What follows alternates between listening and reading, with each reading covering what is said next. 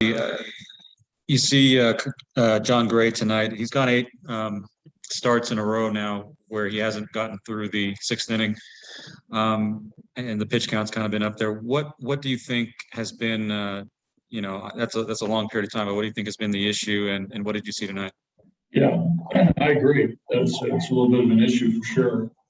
I think that, again, not, I think, the simple answer as far as, past the sixth, there's some mistakes in there that have cost him, where we've had to, remove him from the game based on the score. I think more detailed, probably a number of at-bats where, through those eight starts, where he has gotten ahead and he hasn't quite been able to put guys away consistently. And also those counts where maybe he's fell behind, they've gotten hits. So it's probably, pitch making quality. If you look at every start, we can probably, go to points of the game where an at bat or pitch has been critical that has gone against him. That's hurt him. That he hasn't made sure the result hasn't occurred for us. And this could have been, though he wants to stay, this could have been his last start in a Rockies uniform, or at least at Coors Field anyway. And over the years, John has been seen as potential. The potential is the word with him, right? And the consistency may have eluded him a lot of that time. How would you sum up his time here so far in the time that you've been managing him? Again, I think if you really dig deeper into the numbers with John, like really dig deep and look at his entire body of work and how it stands up to the other 150 major league starting pitchers during his tenure, might look pretty good to you. It really might. I know that we do those exercises here as a coaching staff and a front office. And you look to see where John is when he's taken the mound and the work that he's done.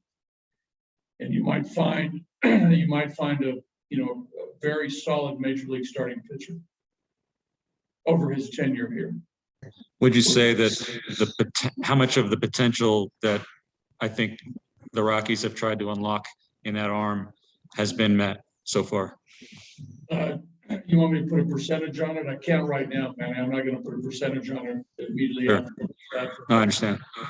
But you and I can talk about it at some point, when we really delve into the numbers and look at the work that John's done. Thanks, buddy. We'll go to Danielle. Meant to the players to be able to watch Larry Walker's ceremony there before the game? Well, I mean, for me, I see it from a perspective, right? From a guy that, is older than Larry, that saw Larry's career, from afar early. And then, facing Larry early in his career, and then watching it unfold when he came to Colorado when, I was, at the back end of my career. But he was always a guy that in his peer group, in his generation of player, he was a standout. And he was a guy that stood out amongst his peers.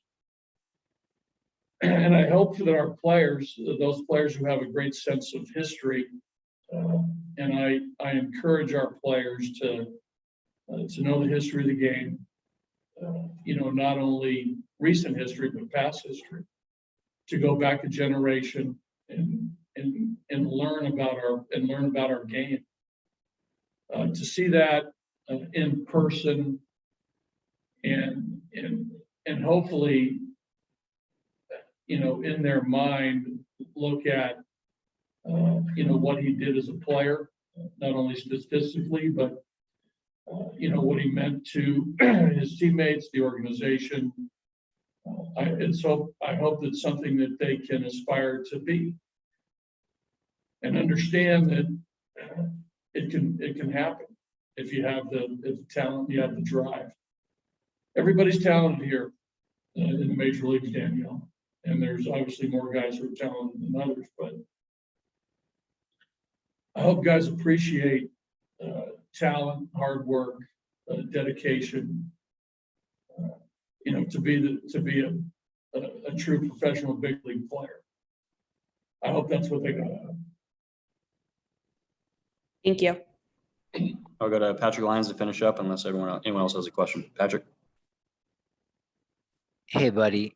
Somewhat similar on the Larry Walker business. All the players were up on the top step watching his speech and watching the retirement of his number. What do you think it means for the next generation? Kind of just touched on it about, number being retired, finally having a Hall of Famer representing the Rockies. You were able to take the team to back-to-back postseasons, which is something that hadn't been done. How much can this kind of elevate certain guys maybe to take things more seriously, take it to the next level, because it is possible? Well, again, I hope that,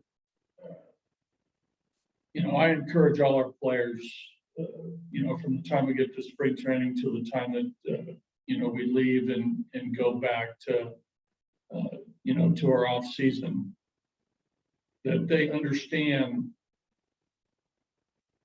their place in the game and their time here in a big league uniform should never be taken for granted. And I hope that they look, up in right center field and see those retired numbers of Todd and now Larry, and see Kelly McGregor's initials, and what that means to this organization and the uniform that they're wearing. And understand that, they're part of something that's, bigger than they are. And not to, ever take that for granted. That every day that they're here in a big league uniform is it's a privilege and not an entitlement. And do everything they can to be the best player they can be. Not every player is going to be a Hall of Famer. That's a rare collection of players. But these guys need to understand that they're at the highest level. And players who have numbers retired, players who are in the Hall of Fame, get there for a reason. And most of it is hard work. Talent is a big part of